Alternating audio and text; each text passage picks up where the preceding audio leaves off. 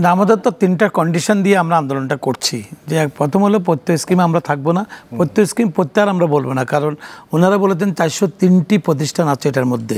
তো সুতরাং আমরা বিশ্ববিদ্যালয়ের শিক্ষকরা প্রত্যয় স্কিমে থাকবো না। আমরা বলছি যে আমরা আগে যেখানে ছিলাম সেখানে আমাদের রাখেন। 2 নম্বর হলো যে আমাদেরকে 2008 সালে আগে কোথায় ছিলেন? না, আগে যে সরকারি কর্মকর্তারা আমরা যেখানে ছিলাম, যেখান থেকে 1 জুলাই থেকে প্রত্যয় চালু করা হলো, 30 জুনের আগে আমরা যেখানে ছিলাম আমাদের শিক্ষকরা নতুন যারা জয়েন করবে তারাও আগের জায়গায় থাকুক। যেহেতু আগামী বছর বলছে যে সরকারি কর্মকর্তারা 25-এর 1 জুলাই থেকে সরকারি কর্মকর্তাদেরকে সেবক দিয়ে আনা হবে। আমরা সেটাও বলছি না, আমরা বলছি যে আমরা যেখানে আছি সেখানে থাকবো। আমাদেরকে 2008 সালের দিন বদলের সনদে বলা হয়েছিল যে শিক্ষকদেরকে স্বতন্ত্র বেতন স্কেল দিবেন, এবং 2010 সালেও শিক্ষানীতিতে বলা হয়, উনি শিক্ষা সচিব ছিলেন, উনিও জানেন।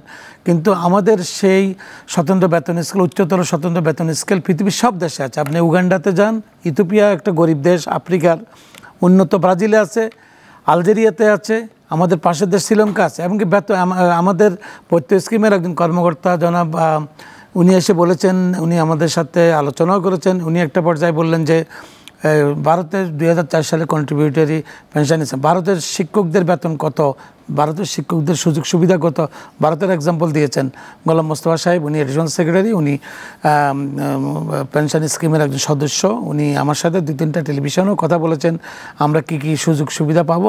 উনি বলেছেন ওনার বক্তব্য, আমরা দিয়েছি আমাদের বক্তব্য। ইভেন কি এই যে 3.5 মাস আমরা আন্দোলনগুলো করছি পর্যায়ক্রমে, প্রথমে আমরা বিবৃতি দিয়েছি, আমরা সাংবাদিক সম্মেলন করেছি, সবগুলো বিশ্ববিদ্যালয় একসাথে ঢাকা বিশ্ববিদ্যালয়তে এসে আমরা মাননীয় শিক্ষামন্ত্রীর সাথে দেখা করেছি, প্রতিমন্ত্রীর সাথে দেখা করেছি, আমরা 2 ঘন্টা কর্মবিরতি করেছি, আমরা অর্ধবেলা কর্মবিরতি করেছি, আমরা সিগনেচার কালেকশন করেছি সব শিক্ষকরা, সেটাও আমরা দিয়ে আসছি। এমনকি ঢাকা বিশ্ববিদ্যালয়ের সিনেট এবং জাহাঙ্গীরনগর বিশ্ববিদ্যালয়ের সিনেট হয়েছে ইতিমধ্যে, সে সিনেটের মাননীয় সংসদ সদস্যরা উপস্থিত ছিলেন।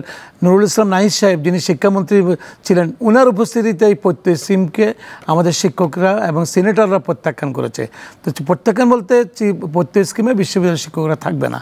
আমরা এখন চাচ্ছি যে দেখেন 2015 সালে জাতীয় বেতন স্কেলে আমাদেরকে এক ধাপ নামিয়ে দেওয়া হলো। নামিয়েছে কে?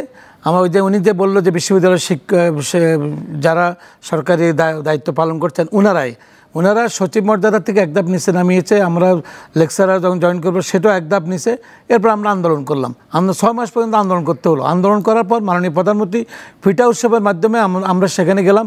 আমাদের বর্তমান উপাচার্য doctor S M Maksud Kamal সাহেব ছিলেন ফেডারেশনের মহাসচিব, আমি একজন শিক্ষক সমিতির সদস্য ছিলাম। আমাদের ফরিদুদ্দিন আহমেদ আপনার সিলেট শাহজালাল ইউনিভার্সিটির উপাচার্য স্যারও কিন্তু সেখানে দায়িত্বে ছিলেন ফেডারেশনের সভাপতি হিসাবে। আমরা সারা বাংলাদেশে আন্দোলন চলছিল, তখন এতগুলো বিশ্ববিদ্যালয় ছিল না, এখন তো বিশ্ববিদ্যালয়ের সংখ্যা বেড়ে গেছে।